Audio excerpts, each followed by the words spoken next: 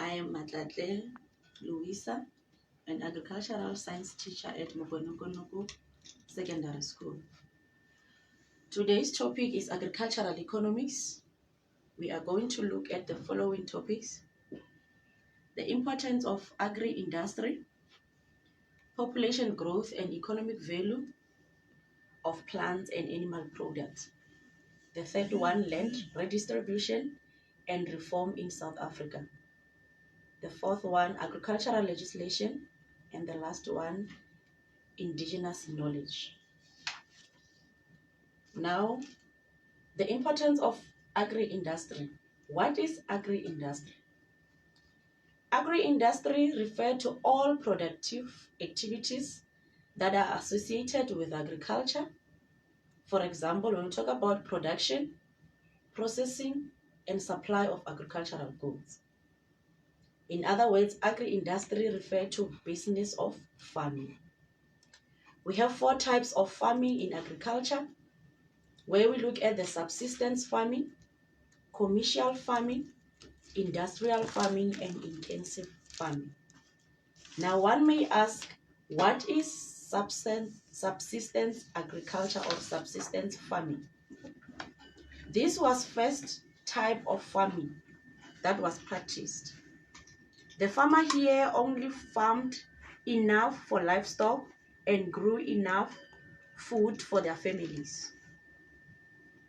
And the method the farmer used was that the farmer relied on crop rotation and natural fertilizers and pesticides. The second one is commercial agriculture, farming that focuses on selling crops to wholesalers or supermarkets. Then from there, the commercial agriculture, it grew to industrial agriculture. With industrial agriculture, farming rely on high input of capital and labor to produce high yield. Then with industrial agriculture, it then again grew to intensive agriculture. With intensive agriculture, the farmer now will include growing the crops in temperature that is controlled in tunnels and factory farming or feedlot animals. In the feedlot, we can talk about the chicken that is raised intensively, pigs that are raised intensively, and so forth.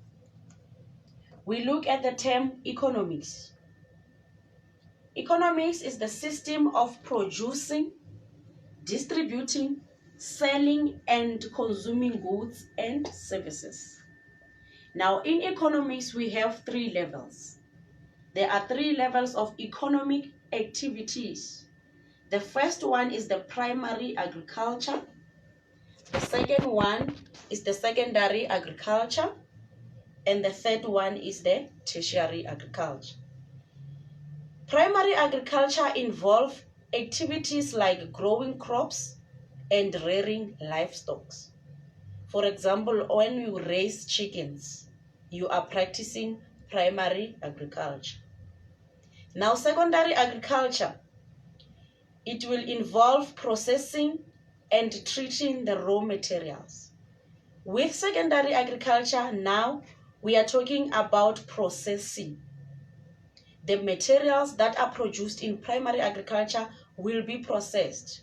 For example, when you are growing sugarcane will be your primary agriculture or your raw material. Now, when you process it, it will become sugar. Then sugar will be your secondary agriculture. Then the third level is tertiary agriculture. It involves processing again, but here, what we process, we are processing the secondary agriculture. Remember, with the secondary agriculture, we are processing the primary agriculture. With tertiary agriculture, when we process secondary agriculture, for example, the sugar that we have processed from the sugar cane, now we are going to process it to make a syrup. That is an example for tertiary agriculture. The other example can be a wheat, that is a primary agriculture process to be a flour. Flour will be an example of a secondary agriculture, and then tertiary agriculture will be the bread. Right. Then we continue to look at how does production of agricultural goods contribute to economy. Because we know that agriculture also contributes in our country's economy. Now, how does it contribute? First of all, agriculture provides food and useful materials, for example, wood and cottons. The other contribution is that it provides jobs.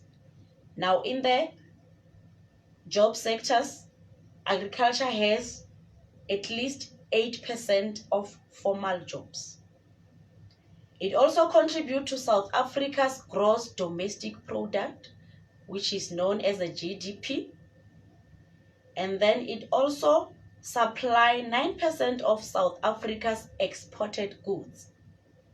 We have the largest export of agriculture, for example, wines, grapes, maize, wool, deciduous fruit like apple, peaches, and pears.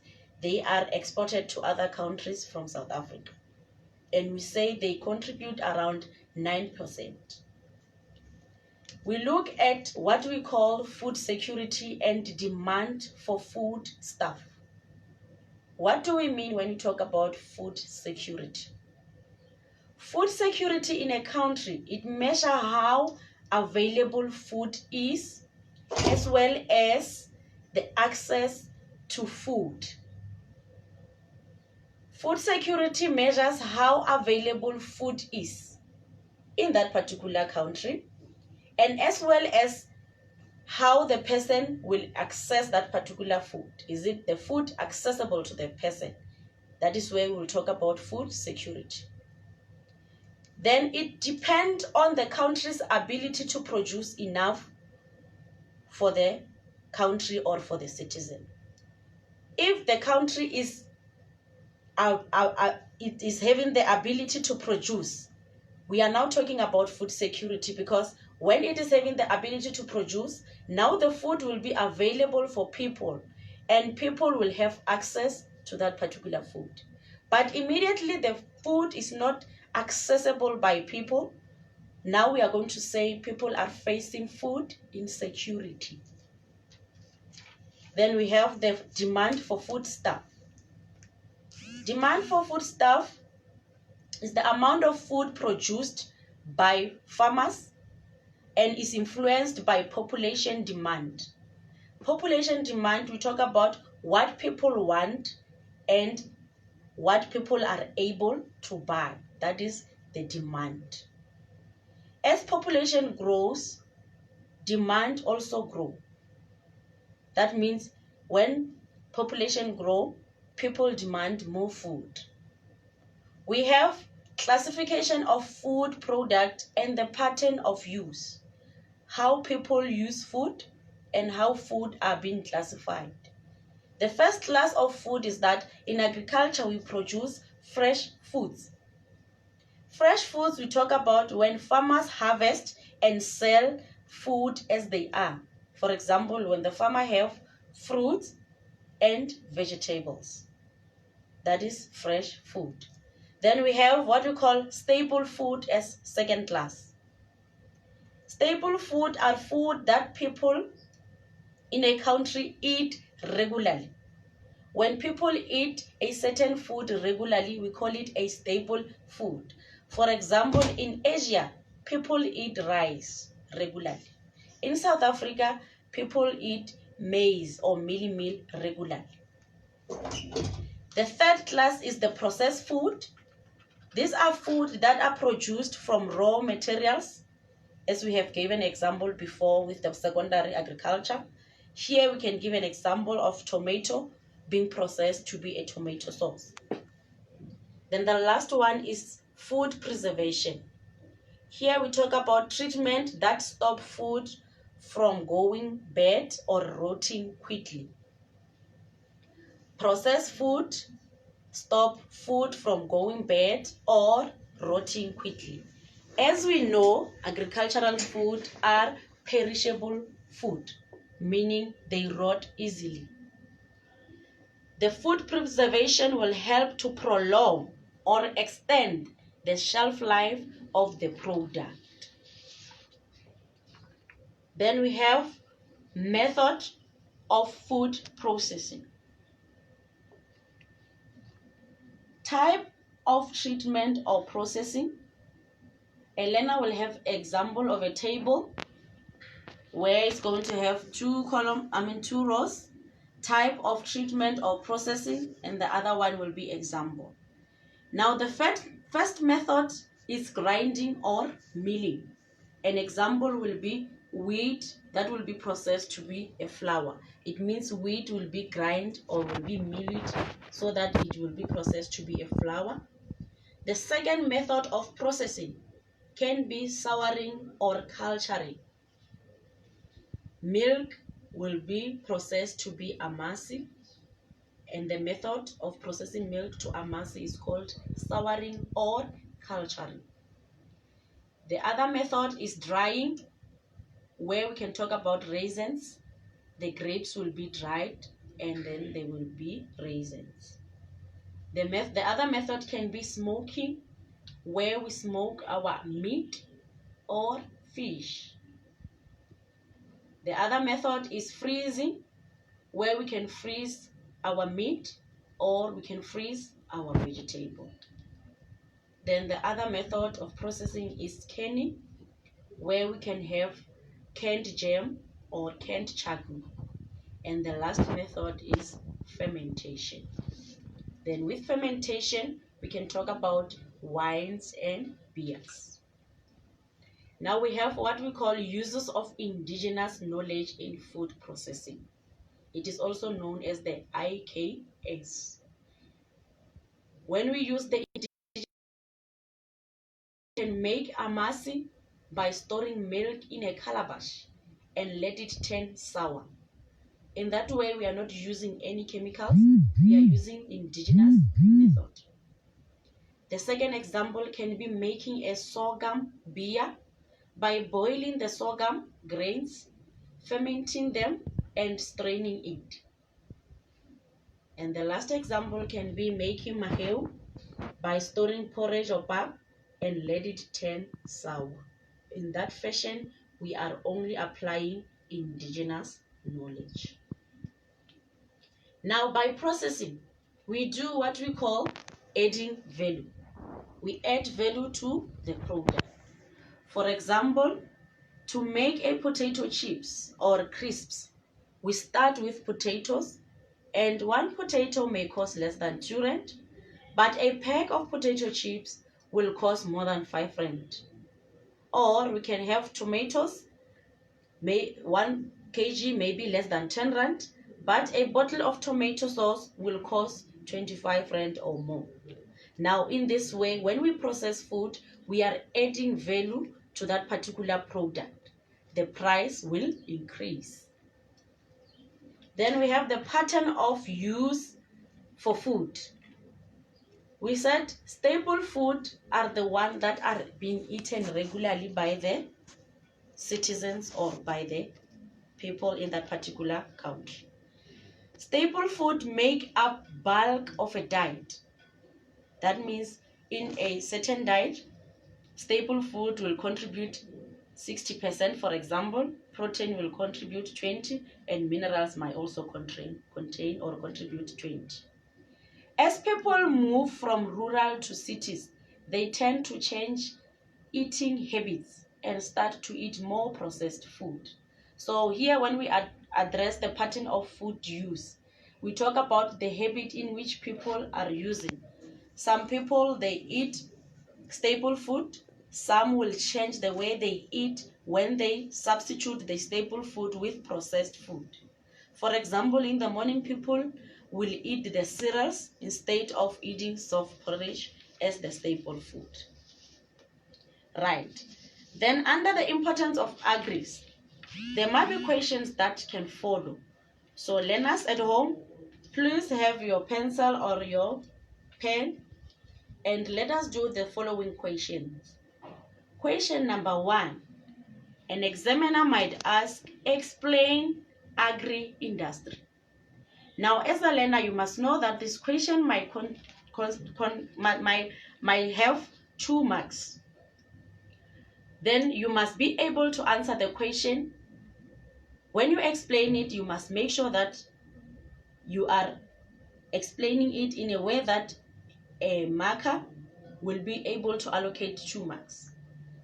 The answer for the question will say, refer to all productive activities. Now, when you talk about productive activity, that is where you are going to get your mark. And when you give example, like production, processing, or supply, you will get your other mark. So learners, when we answer question, we must make sure that we are answering question according to how they are asked. The second question might be, rearrange the following production chain. Now in agri-industry, we have production chain. Here they say, rearrange the following production chain, put it in a correct chronological order.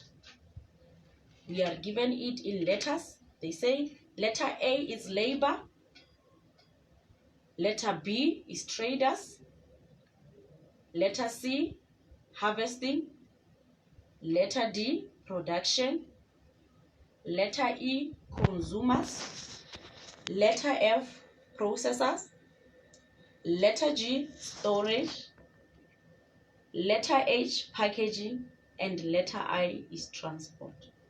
Now a learner is required to rearrange these terms.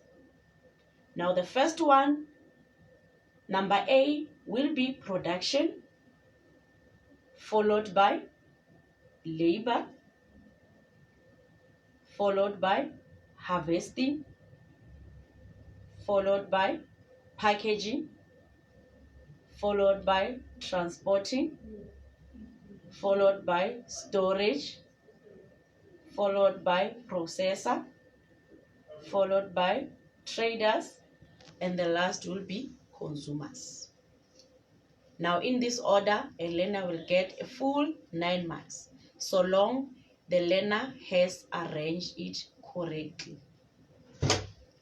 Right. The third question might be in this way. Read information below about staple food. Now here the learner will be provided by a table. The table will have 3 rows. I believe learners are with me. Tabulating. Then the first row, they must write food type eaten in a month. The second one, rural percentage. And the third one, urban percentage. Now under food type, we have meal in brackets, meal eaten every day. And then we have the second one under food type, which is chicken. Chicken is eaten between 8 to 14 days. And then we have under chicken other meat that is eaten between 8 to 14 days. And then the last one is fruits that are eaten between 15 to 29 days. Now under the rural row, we have 82%, followed by 15.7%, followed by 2%, followed by 5.8%. Then under the urban percent, we have 24%, followed by 82.7%, followed by 54%, and the last one is 79.6%. Right, learners? The table that we have now, it shows us the relationship between the food type and the percentage in the rural areas together with the urban areas. Now the first question that follows is that define staple food. We have explained what do we mean by staple food. Now learner, here it is important to say or to answer this question in this follow. Food that people eat regularly in a country. The second question says define processed food. We have also explained what do we mean by processed food. Food produced from raw ingredient or food produced from primary agriculture. Then in this way, learners will get their marks. The third question says, is mealie meal from the table, remember learners, is mealie meal staple food in rural areas? Support your answer.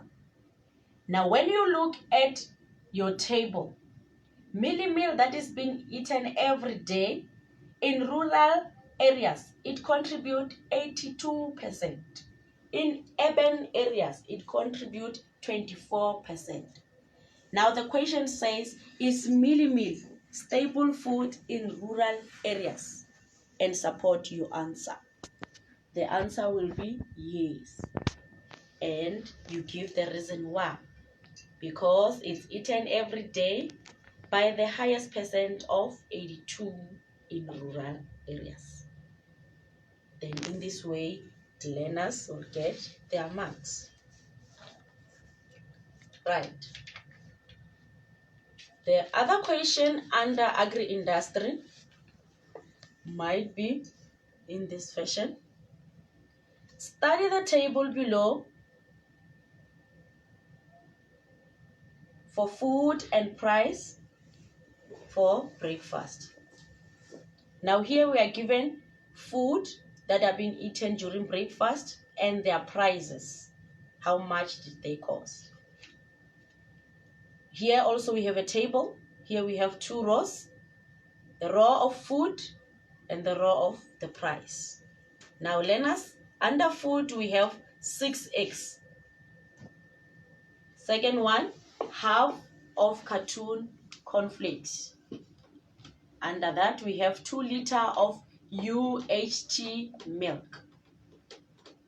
Then under the price we have 5.50 Rand per dozen of eggs. We have under that we have 12.50 Rand per cartoon of cornflakes, and under that we have 12.50 Rand per liter of milk. Now learners, with the table that we are supposed to answer the following questions. Question number 1. Calculate total cost of breakfast. Calculate the total cost of breakfast. Now here they need the price because they are talking about cost.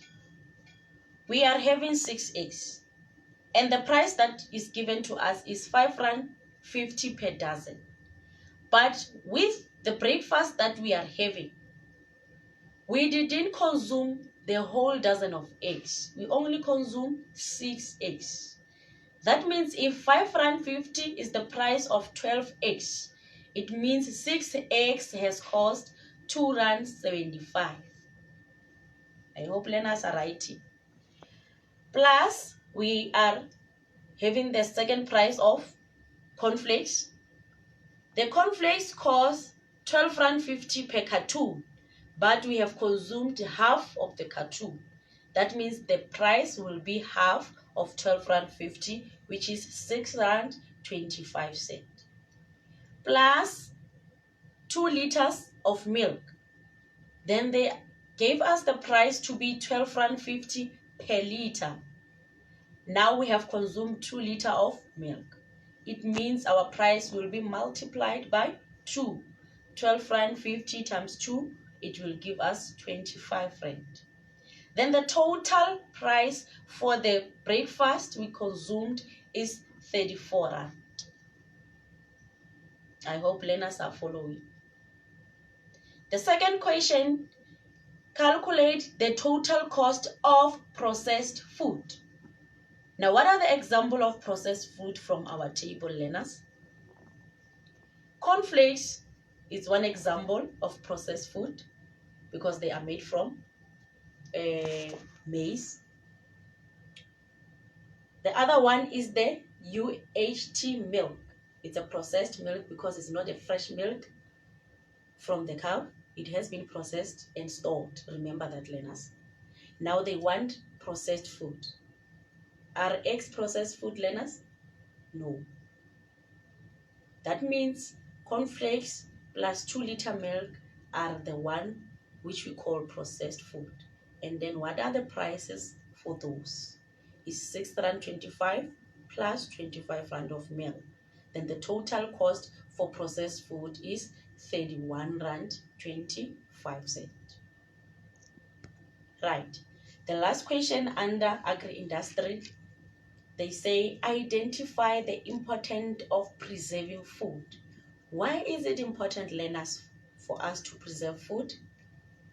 Because we will be adding value, because we will be increasing the shelf life of the product, and we will be preventing the food from rotting. So those are the three importance of preserving food. Right. I hope learners are following under agri-industry. Now the second one that we are looking at is population growth and economic value of plant and animal products. Now here we look at population growth. With population growth, it refers to increase in number of people in the world. Now when people increase in the world, we say the population is growing. Now we have the second term called urbanization. The growth of urban and cities as people move from rural areas. When people move from rural areas to urban areas or to cities, it is urbanization. Now, why people move? What are the reasons why people move from rural to urban? Because of the end of apartheid system of the homeland. People now have free movement. The second one, people move to search for opportunities in urban areas. For example, jobs and better standard of living. Then the third reason, the need for facilities such as education. In here we can refer to tertiary education and primary health care, secondary health care. Those are the reasons why people might move from one area to another, meaning from rural to urban. Now, what are the impact of population growth on agricultural product? What is it that happen when people do this movement? What is happening when there is population growth? First reason or first impact is that there is a decrease in a small scale and subsistence farming. Remember, subsistence farming is mostly practiced in urban areas. Now, if most of the people are living rural areas, there will be a challenge with subsistence farming. Again, when the population is growing, subsistence farming might not be enough, because we said with subsistence farming, farmers grow food for their families. They are not selling. Again, there is a loss of farming expertise in rural areas. Now, when people move from rural areas, those who know how to farm, when they move to urban areas, we lose what you call expertise. There is another reason, the increase in proportion of food sold through the large supermarket. When people move to urban areas, now there is a high demand of food that are sold in the supermarket. The reason being, people now buy everything from fruits to vegetables. So there is a high increase. And then there is also a demand for wide range of food and seasonal food to be available throughout the year, because now people are many in a small area. Right. We are done with population growth. Now we are going to look at the third one, which is land redistribution and reform in South Africa. With the land redistribution and reform in South Africa, we are now going to look at the difference between land ownership and land tenure. It is important for us to know the difference before we can talk about the redistribution. What do we mean by land ownership? Land ownership belongs to whoever owns it. That land will belong to that particular person because he or she owns it. Then the second one is the land tenure. Land tenure, the person may have access to the land and use it, but does not have ownership. The person might rent from the owner. With the land tenure, we talk about renting. The person has access to use the land, but he or she does not own that particular land. That's why we say it's a land tenure. And then with ownership, we are talking about the person owning that particular land. Now we have types of land ownerships. The first one is the state land. The second one is the communal land. And the third one is the freehold or a private land. State land. Land owned by government. South African government under management of department such as agriculture, forestry, fisheries, mineral resources, and water affairs own large areas of land. That is state land. It is owned by the government. Learners, here what is important is that you state that the state land is owned by government. The second one is communal land. Land is controlled by tribal authorities such as kings, chiefs, headmen, and sub-headmen. They provide the users with PTO. Now with communal land, we are saying the land is owned by or it is controlled by the tribal authorities. They are giving the users what we call PTOs, permission to occupy the land, because we are saying they are communal land. The people who are in charge are tribal authorities. You go to your chief, you go to your headman, you ask for a piece of land if you want to practice farming, if you want to stay, maybe it's for accommodation or resident. Then the third one is freehold or a private. Land is bought and sold on an open market with buyers and sellers negotiating the prices. Owners can pass it on families when they die or because they have title deed. Here with the private ownership or the freehold, we say this particular person will buy the land when the land is sold in a market. Then the person will have a title deed. When this person dies, he or she can inherit the land to the family because that particular person has a title deed. It means a certain family can own a particular land. Why? Because they have bought it in a market. Right. Then we have type of land tenure. Land tenure has two types, leasehold and labor tenancy. Leasehold, we talk about temporary form of ownership in which land is rented or leased. Here, the land will be rented or will be leased. For example, the owner of the land will have a contract with the person that he's going to lease to. They might have 5 years contract, 2 year, or whatever period. Then the second one is labor tenancy. Here, a farm worker are provided with piece of land for housing and growing crops by the farm owner, so long they still live and work in the farm.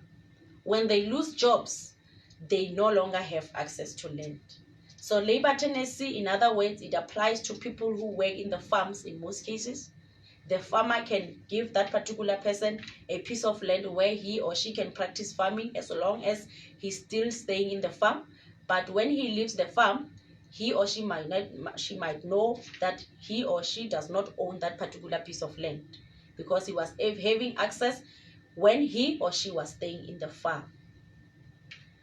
Right. So those are the types of land tenure. Right. Now we move to land reform. Land reform is a change in a country's system of land ownership and land use. It aims to transfer land from more powerful section of population to less powerful section. What are the aims of land reform?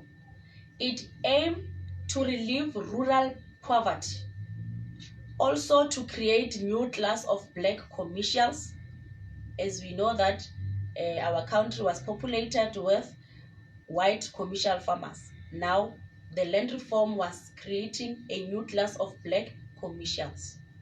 Again, to improve or strengthen the position of women. There were some of the projects that were developed in order to strengthen women.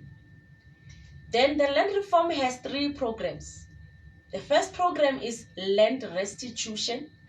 The second one is land redistribution. And the third one is the tenure land. Now with the land restitution, what do we mean when we say land restitution, learners? Land restitution is to return land to its original owner or compensate them by paying money. All people who were unfairly forced off land after 1913 were invited to make claims to the land court, and the cutoff date by that time was 1998. Now with land restitution, we talk about returning land to the original owners. In most cases, land was returned to people who used to stay there before, but the process was to be followed through court, where everyone was invited to make a claim to say, we were originally staying in this particular area and we were unfairly forced out. That is land restitution. It addresses such issues. The second one is land redistribution. This one is to give poor and disadvantaged people access to land.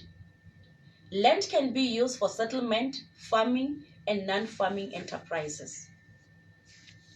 With the land redistribution, we are saying the land will be allocated to poor people or the disadvantaged people so that they can have settlement. They can stay there, or they can perform farming, or they can do any other business that does not involve farming.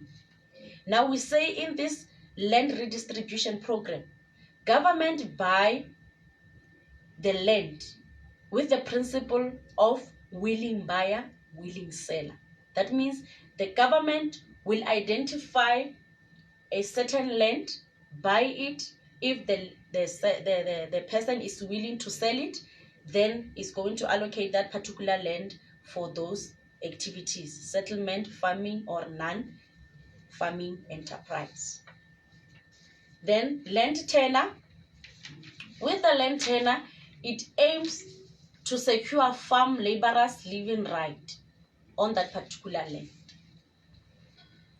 The land tenure aims to secure farm laborers living on that particular land. Number 1, Land Reform Act.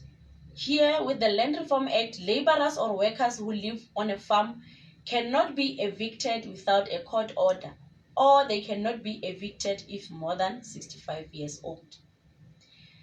Here we have an example or a situation where a person has worked in the farm and has reached the age of 65. So with this act, they are saying the person must not be evicted so long as he is more than 65. That means he must remain and stay in the farm. The second one is extension of security of tenure. Workers has the right to services. For example, water, health, education. And also, workers have the right to visitors. Right, when people are staying in the farm, they must be provided with services. They must have access to water, they must go to see doctors, they must go to clinics, they must have education. And also they must have visitors from home. Then the third one is Prevention of Illegal Occupation of Land Act. Illegal occupation is not allowed. Procedures should be followed, meaning people must not occupy a certain land without legal documents. That will be addressed by land tenure. Then we look at the fourth one, which is agricultural legislation. With agricultural legislation, it refers to the law or the way law are enacted. Law, we are talking about system of rules and guidelines that help to shape the way the country runs.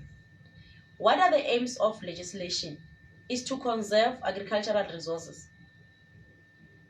Remember, agricultural resources are limited resources because we have renewal and non-renewal agricultural resources. The second aim is to protect in the environment. The third one, ensure consumer safety.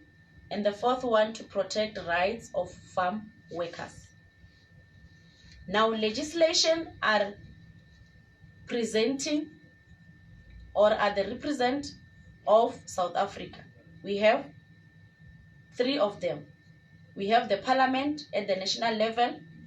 We also have the provincial level, and we have the local level. Now, the parliament will pass act at the national level. Provincial, they will pass the legislation on the provincial level, and locally it will be passed to municipalities.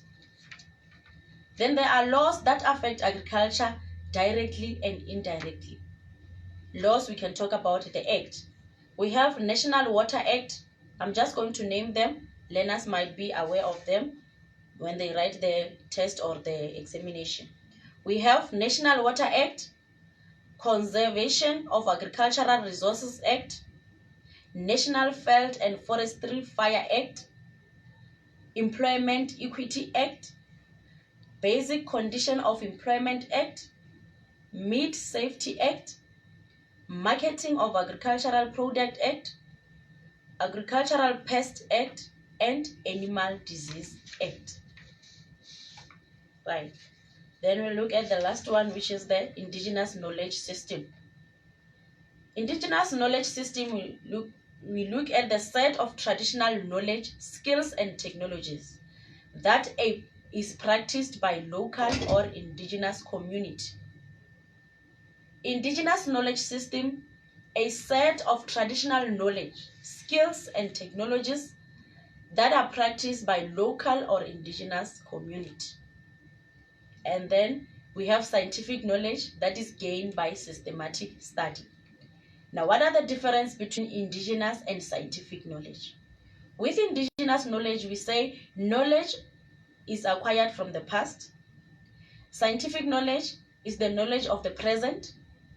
Indigenous knowledge, you learn by experience, whereas scientific knowledge, you learn by study. Indigenous knowledge are stored orally and in agricultural practice, whereas scientific knowledge are stored in books and computers. Indigenous knowledge focuses on ecological sustainability, whereas scientific knowledge focuses on... Right, so those are the things that a learner must know, that when we talk about indigenous knowledge, we talk about a traditional knowledge. This is the knowledge that was used in the past, where, for example, we can give example of planting the crops. In the past, we know that to avoid pesticides, we do what we call crop rotation. First season, we can plant maize on a piece of land. The next season, we plant watermelon. The other season, we plant soya. So that is the IKS. We are avoiding the pesticide by rotating crops. Or we can practice what you call intercropping, 2 or more types of crops in the same piece of land. Now, there are advantages of the IKS, which is the Indigenous Knowledge System, and there are also disadvantages. The advantage is that IKS is environmental friendly. Second one, it suits local environment. And the third one, it is a low-cost solution. The disadvantage is that it is a low input, low output, meaning you produce, when you produce, you are not going to produce more. It does not have high yield. And then also, it is time consuming. Those are the disadvantage of IKS. Right. Under the second one, this question might follow in this way. Because we are running in short of time, I'm just going to take one question. The question falls under land reform. The question says, after 1994, Democratic Government of South Africa introduced land reform program to address the access to land. Identify 3 land reform. We have spoke about the 3 land reform: learners, land restitution, land redistribution, and land turn. Then the other question can be, give two advantages of IKS. Advantages: it is environmental friendly, it is of low cost solution. Right. Then the other question might be in passages, where learners are given passages, they read. After reading, they are supposed to answer. So in conclusion, learners, I hope some of the questions have been addressed, and then when we meet next time, we'll meet with a new topic. So unfortunately, our time is up. We will meet again with our next session. Thank you very much for listening, and have a great day.